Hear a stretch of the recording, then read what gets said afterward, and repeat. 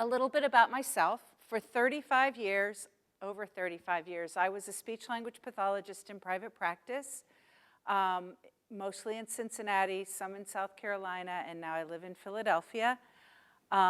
Most of my private practice has been around children and adults with complex communication needs.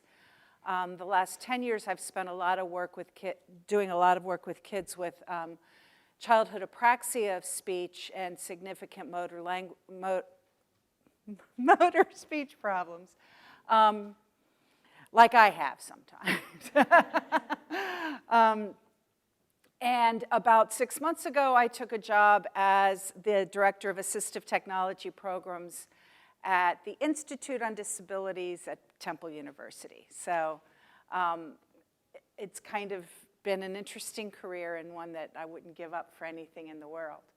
I'd like for you to bear with me for just a moment while we rethink some words that you probably already know. But I just want us to kind of clear out any, we mix these words up all the time. And I think it's really important to go back and say, what is communication? I will put this slideshow up on my website, a website that we're just rolling out, and so you will have access to it. And I'll get there later. So communication is really a connection. It really is a means of connecting between people to share or exchange information. That's really what it is. And communication is really the goal. The most robust communication that we can get a person to is the fundamental goal. Speech, when I talk about speech, I'm talking about the articulation of sounds. I'm talking about the actual making of sounds. So speech is very limited in the context that I talk about it. Language is the meaning of those sounds and the way we put those together, the structure we use and the conventions we use to put those together to share ideas and connections. So communication, speech, language, and symbols. And a symbol is just something that represents something else. Okay? Those notions are really, really critical, particularly when you put them in an image such as this. That language, symbols, and speech support communication. And communication is the goal.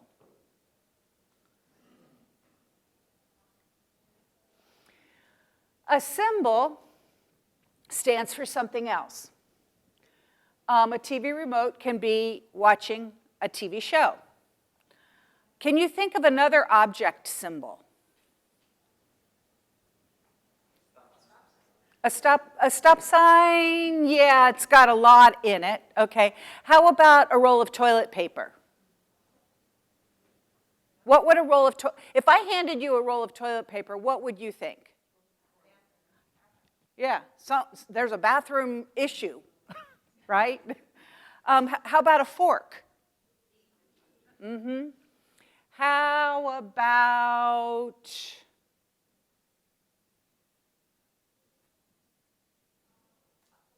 a cup? Mm-hmm. So those are objects that are standing for something else, okay? It can be a part of something, like keys could be getting in a car.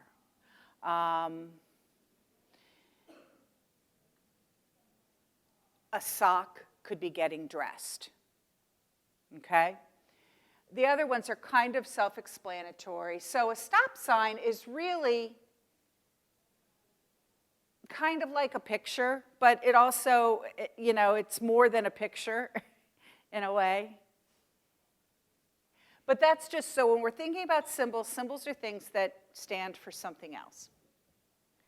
There's lots of different kinds of symbols, and the kind of symbols that we use are dependent on the child. So we have to kind of think about, well, this child, you know, for instance, we used to think that people identified pictures before they identified line drawings. Well, really, that all depends. How's their visual acuity? How is their visual figure ground? Can they look at a picture and get it? Do they need a line drawing? And please don't worry about babies. It's fine. Oh, look at that one. When we're teaching symbol use, you will hear me say it's important to model. I'll say it here, and then I'll keep saying it, because you know what? It's really important to model. It's really important. So language, we combine symbols to communicate. The language is the meaning. The language is the structure. When motor planning is an issue, we telegraph our speech. For instance, I'm thinking, Mom, come here. And I'm saying,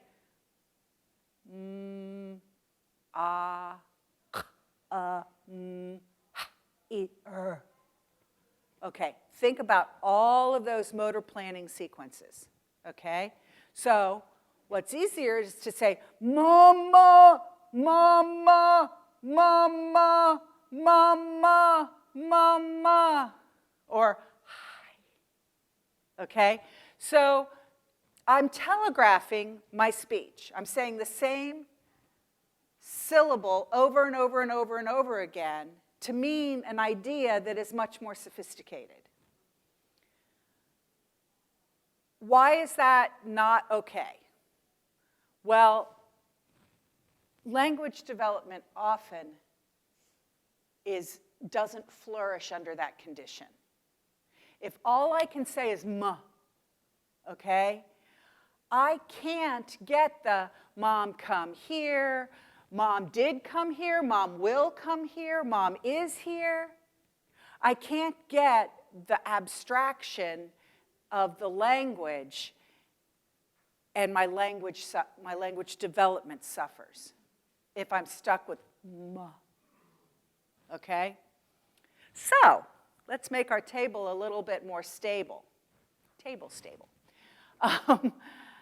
And we're going to support communication now with language, symbols, speech, and augmentative and alternative communication.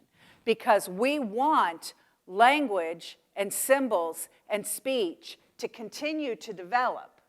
And if speech is a real problem, we need to work on language and symbols with AAC to support that. So it's not an either or. It's not a we're going to talk or we're not going to talk. It's that AAC creates an environment that communication can be enhanced.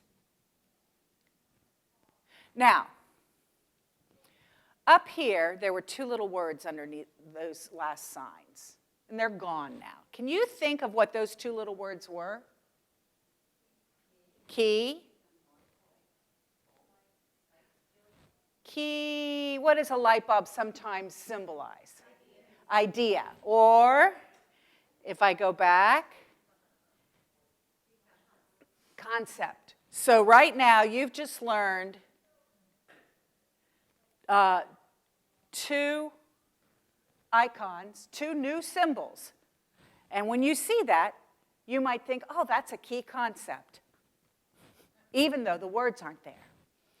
So, we know now that communication is a means of connection between people or places to exchange or impart information or news. We know that already. Augmentative makes speech greater or better by adding to it. It enhances. okay? An alternative is instead of. So we've got enhancing or instead of speech to communicate, and that's AAC.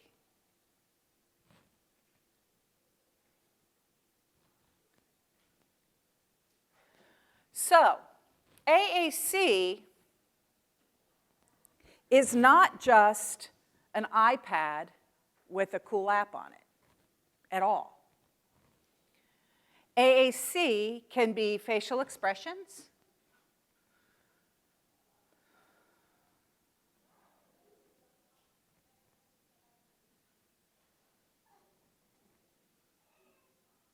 What do you know about me? I'm sleepy. AAC can be body language. It can be tone of voice. It can be sounds. It's not a word. Is not a word, but it's a sound. A picture or an object, actions or body movements, writing, drawing, sign language, eye gaze, communication technology is one piece of it, a speech-generating device. So, a long time ago, early in my career, we would tell people we would teach sign language. If a person wasn't talking, we'd teach them sign. Now that's helpful, unless of course you have motor planning issues, and then it's equally as difficult. But we had a whole bunch of kids who could say, I want, and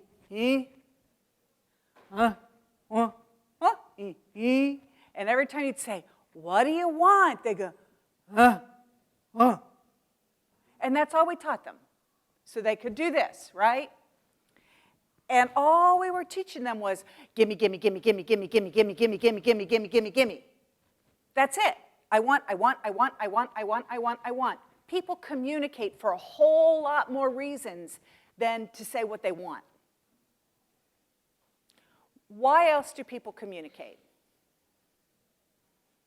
Come on, they're on the board back there. I'm just not turning around. Why else do people communicate? To express feelings. To joke.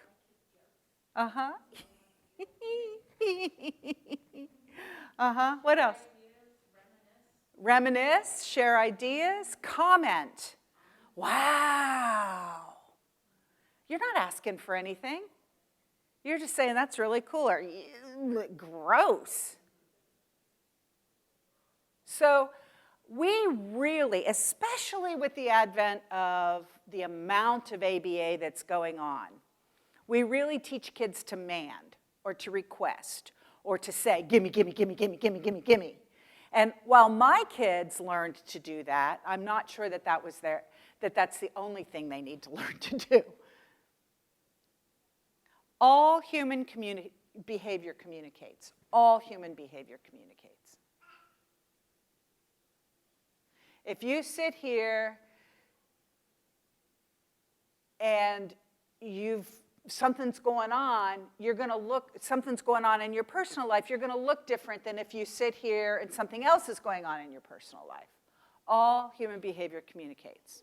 So, let's think about the AAC things that you have right now. What do you have in this room with you right now that you can use to communicate? Your phone? Your hands? Your head? Pen? Eyes? Okay. Can you think of some things that you can easily get or make that might not be in this room? Some people were talking about low-tech communication pictures. And those can be on a board, and they can be on a ring, or they can be signs in the neighborhood. Things that you could get or buy, and things that you can acquire with resources. And I usually think of those as some kind of speech-generating device. My phone, my iPad Pro, and my iPad are on the tables. Feel free to fool around with them as we're talking, and we'll get to a fun little thing in a minute.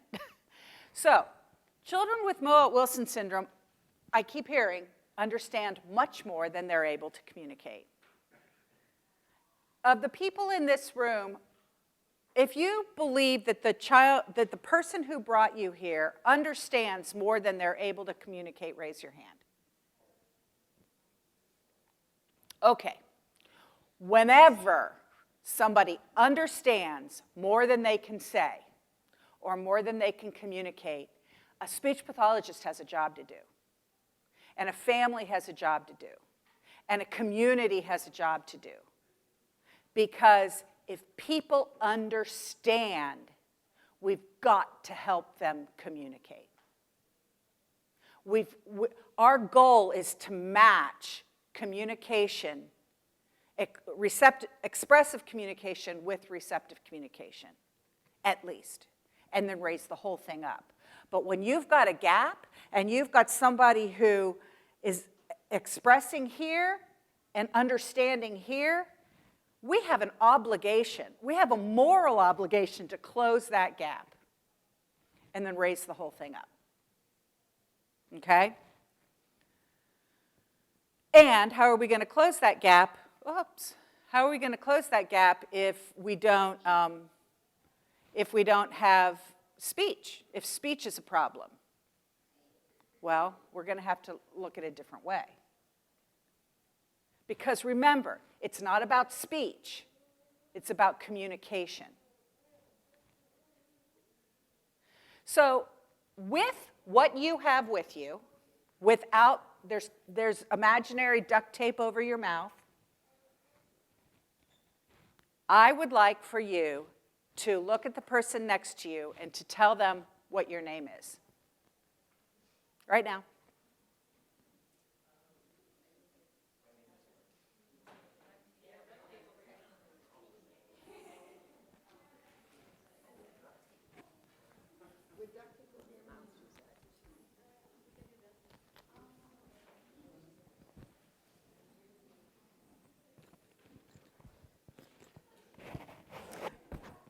Okay, now, with this imaginary duct tape just completely covering that mouth, how would you tell somebody, where do you live? How would you answer, where do you live?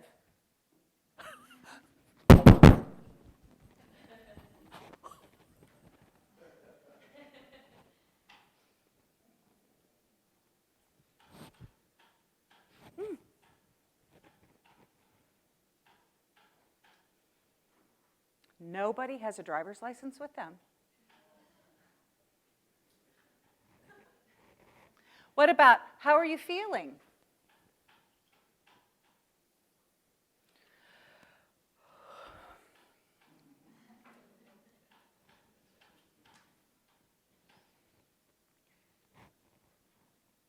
How about, what do you want to do?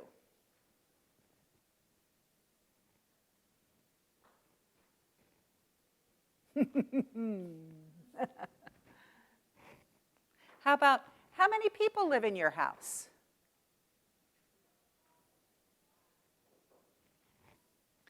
And here's a tricky one. What did you do last night?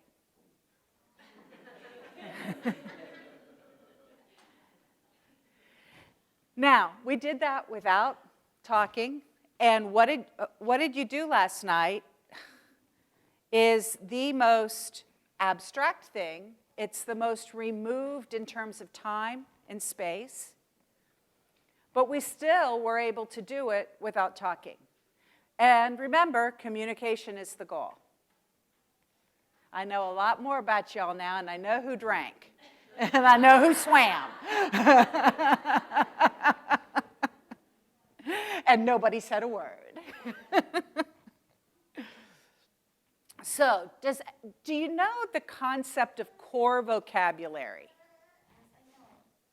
You know about core vocabulary? Okay.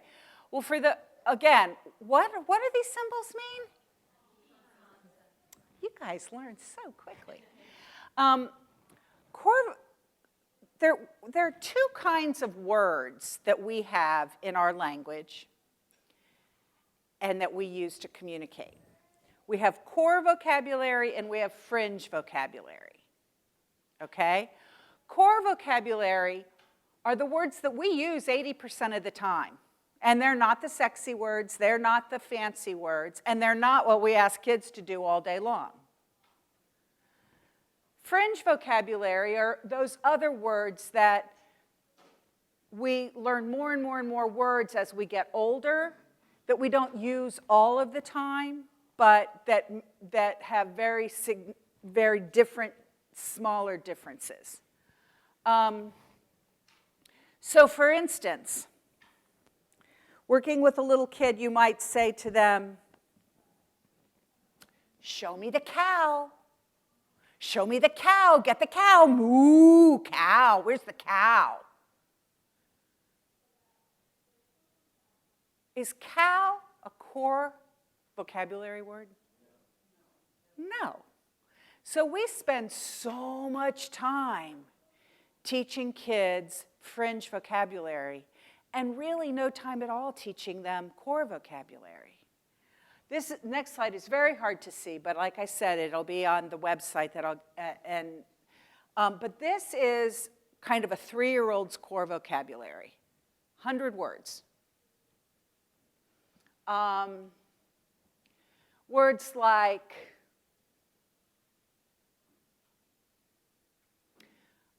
I, me, mine, you, we, they, what, where, when, who, why. Be, is, am, are, was, were, do, did, can, will, have. Why are those important? Because it's about time. I did, I will, I am. It creates an ability to talk about things outside of the present. More, one, big, little. Some of the verbs are things like go, stop, turn, make, look, see, put.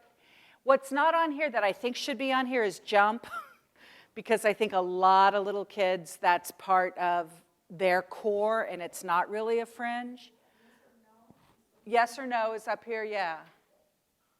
So, yes or no, here, there, away, again.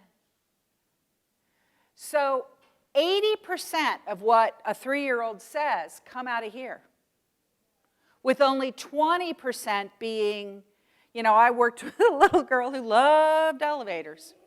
So for her, one of the very first fringe words we introduced was elevator, because that was so motivating and important for her. Let's see. So if there's one slide in this entire presentation that I hope you don't forget, it's this one. Would we expect children to learn to talk if they never heard speech? If they never heard somebody talk, would we expect them to learn to talk? If they never heard Chinese, would we expect them to learn Chinese? No.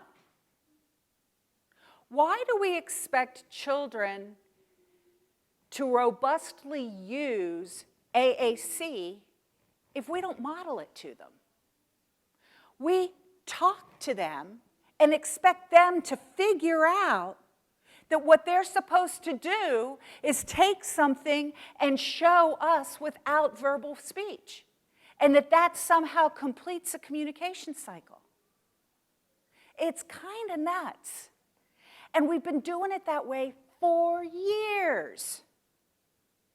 We have to model over and over and over and over again with the device we want them to use, with the system we want them to use. So, there's actually a Facebook group called Motivate, Model, and Move Out of the Way. Motivate, Model, Move Out of the Way. And it's Kate Ahern does it. And there's a lot of attention to this big hole that speech-language pathology has created in not expecting people to learn how to communicate without ever having seen their communication mode being used over and over and over again. So now, Gail, now I understand, this is the second time now that I've given this presentation. I understand that this person does not have MWS. I understand that but I will tell you that this person was thought to be incredibly cognitively limited, okay? And not to have much potential in terms of thinking and communicating.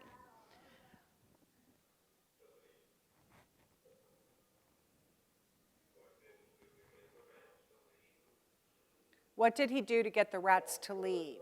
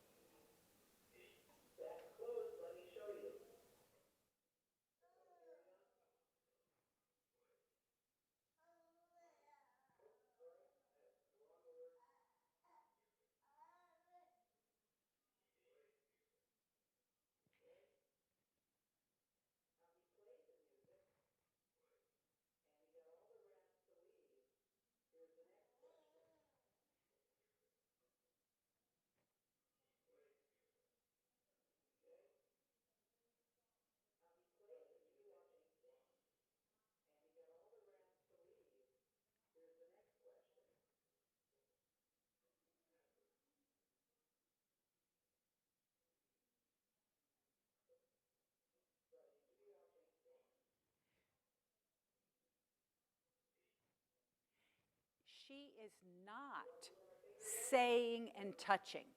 She is just using the device. So she's not saying, what did the rats, she's letting the device do the talking.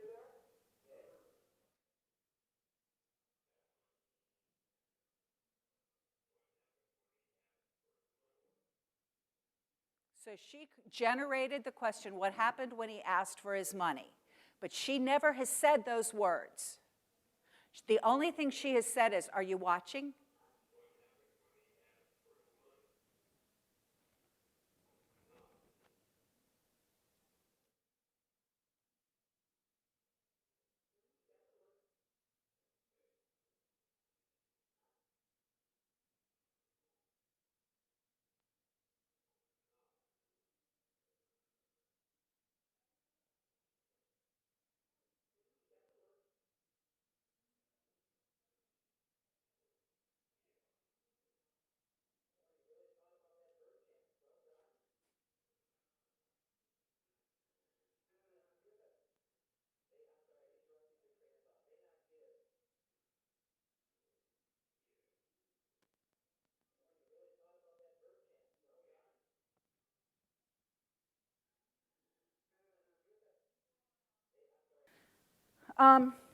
Yeah, so I have kids that are moving a lot that I have seen. I know exactly the challenge that is. And we can talk a little bit about that actual challenge.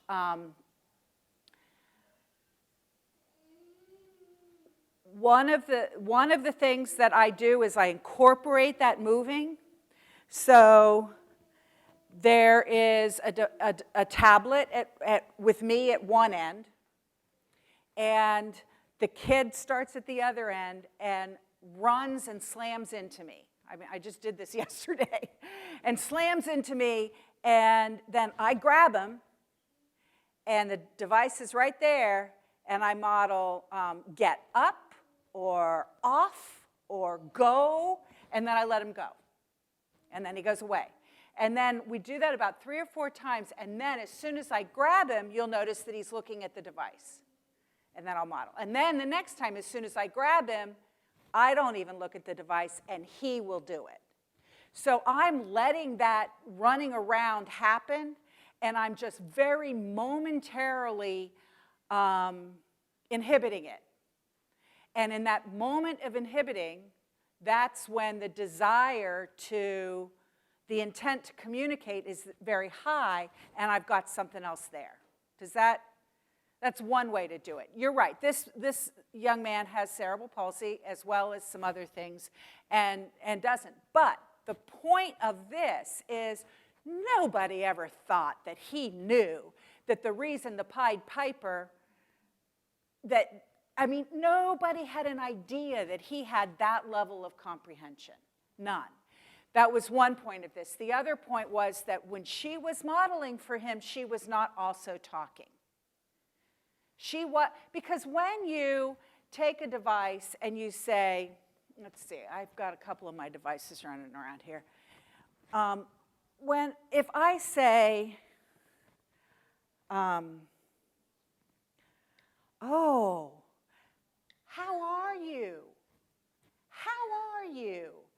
What I'm saying is, this is what is valued, but I'm showing you how to do it in a less than valuable way. But if I just said,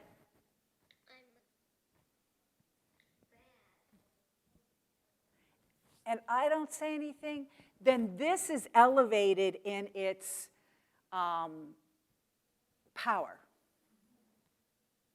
Okay? That's really the biggest point of this particular little video. Because so often we talk and use the device at the same time, saying what the device is saying. All of us augment our speech with other forms of communication.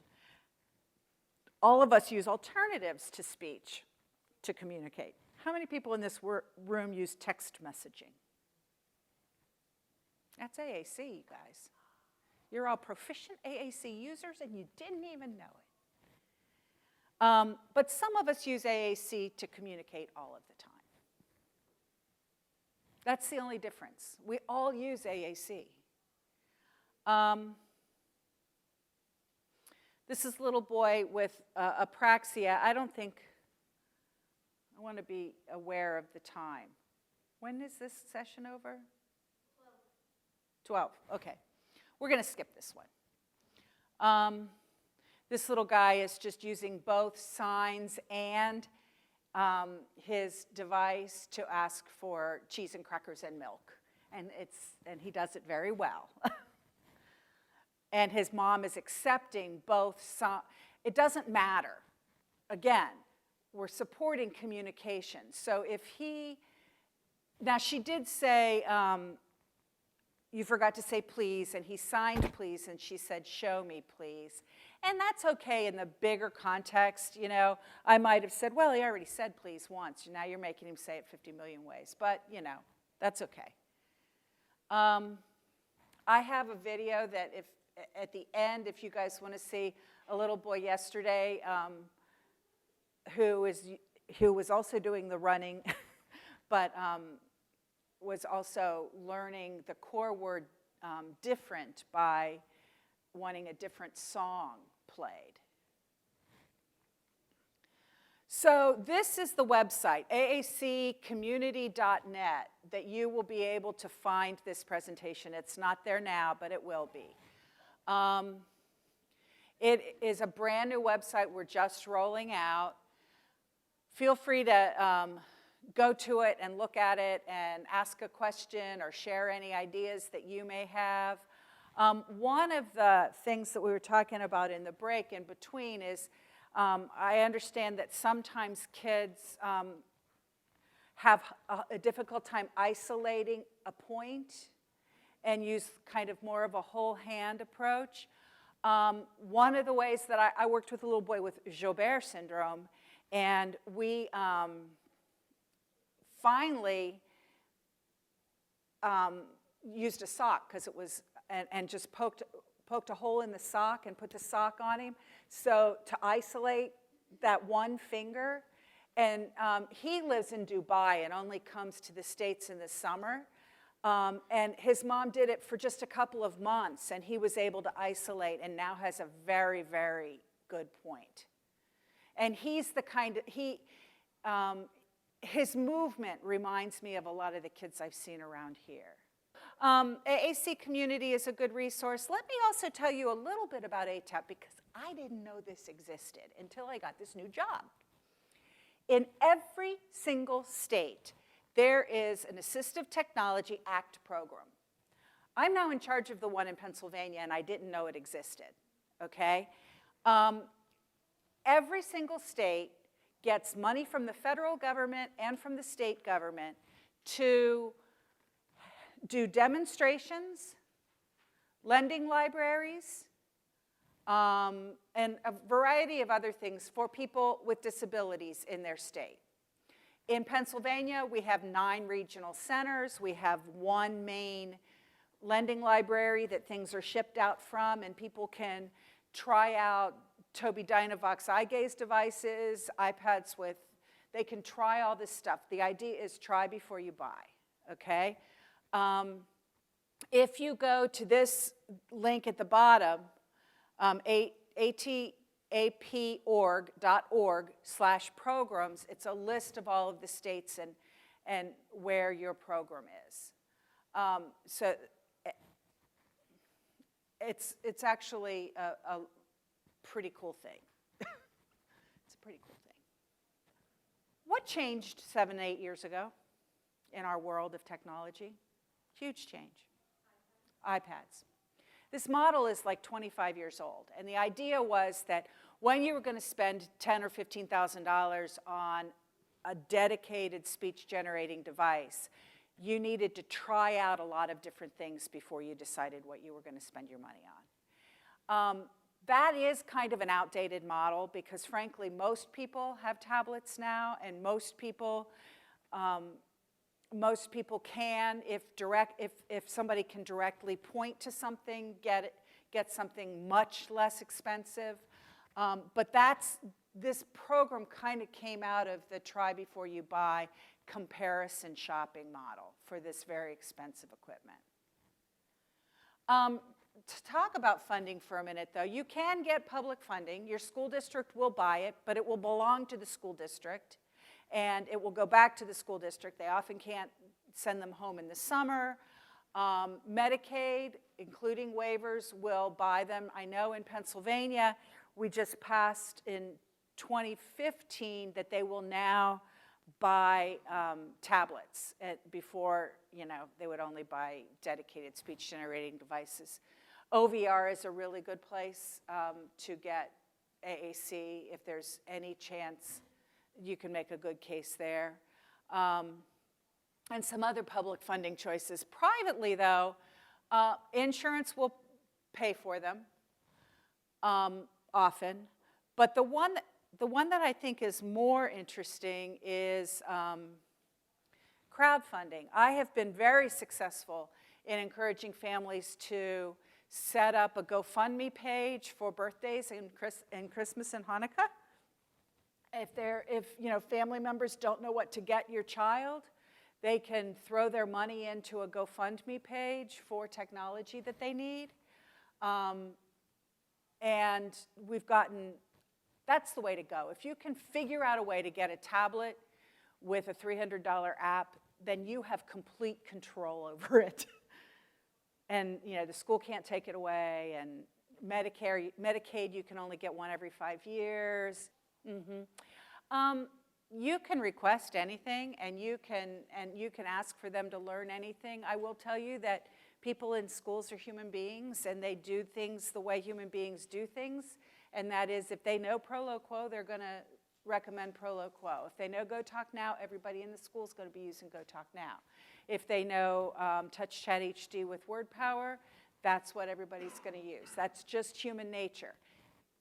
And it's not a bad idea from a system point of view. If everybody can learn one system and that system works for everybody, you're going to get better infusion of that system into the culture of the school. Having said all of that, kids are different. And if somebody has to learn something specific to a child, then that's what they have to do. Hopefully, technology is getting to the point where we can make it so intuitive that it doesn't really matter that any of the systems can be figured out. What I want to make sure we have time to do, and we don't really, is look at this. I personally have used LAMP and Proloquo and Acorn and Go Talk Now, and my hands down one that I go to most often is Touch Chat HD with word power. And there are some real good reasons for that. The reasons are,